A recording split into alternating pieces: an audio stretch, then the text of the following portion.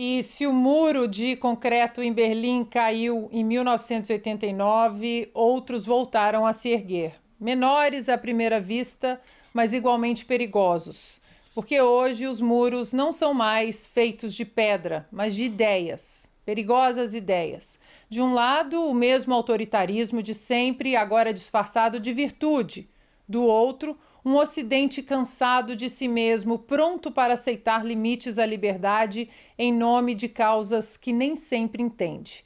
As promessas de 1989 de um mundo unido, aberto e livre deram lugar à censura digital, à polarização, à desinformação planejada e ao velho sonho de controlar o que as pessoas podem dizer, ouvir e pensar.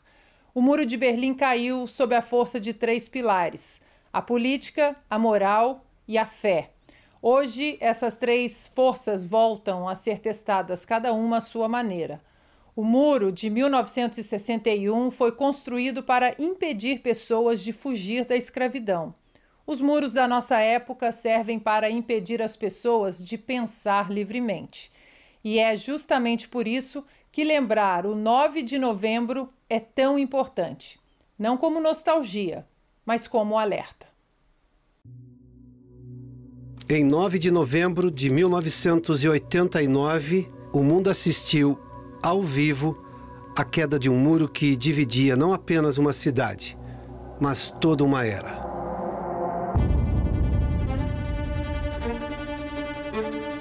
O Muro de Berlim havia sido erguido em 1961, no auge da Guerra Fria, para separar o leste socialista do oeste capitalista.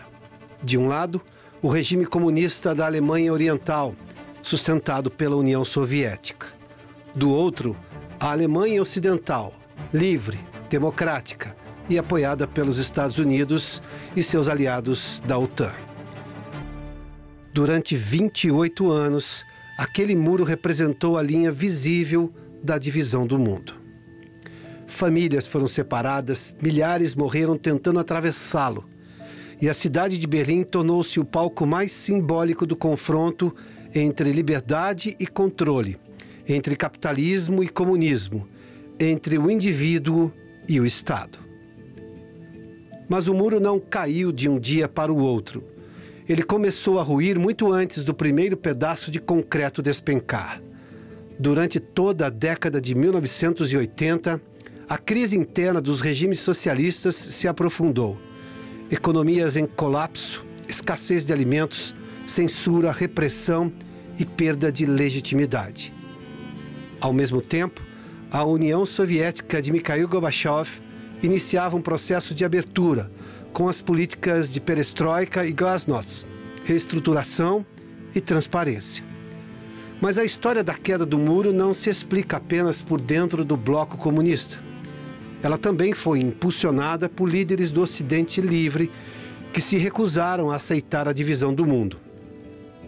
Entre essas vozes, 3 gigantes. Margaret Thatcher, a primeira-ministra britânica que acreditava que o colapso do socialismo era inevitável diante da força moral e econômica das democracias ocidentais. Thatcher foi decisiva ao apoiar reformas pró-mercado e fortalecer o eixo atlântico com uma mensagem simples: a liberdade exige coragem e responsabilidade.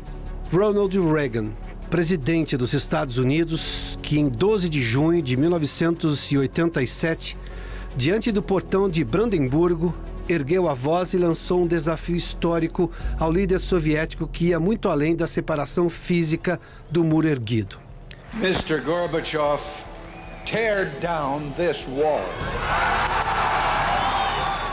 Uma frase que ecoou como profecia e desafio.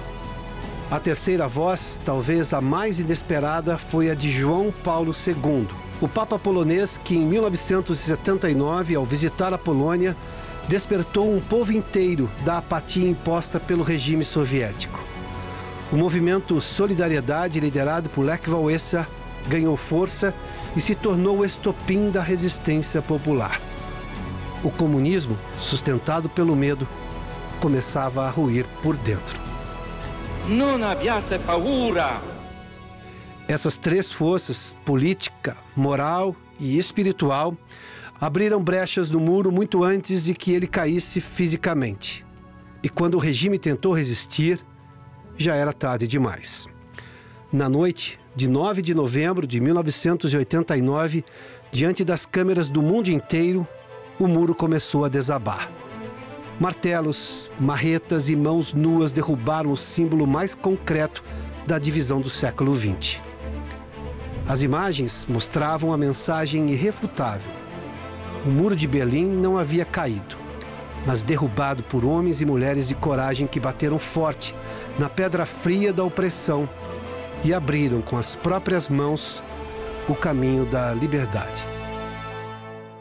E 36 anos depois, talvez a maior lição de Berlim seja esta: nenhum muro resiste à coragem humana, mas a liberdade não sobrevive à apatia.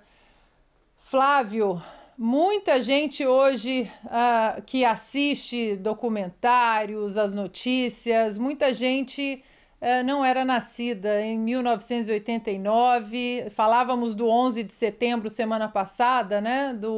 Muita gente não sabe o que significa o 11 de setembro. E 1989 está mais distante ainda, mas as lições permanecem até hoje, não é, Flávio?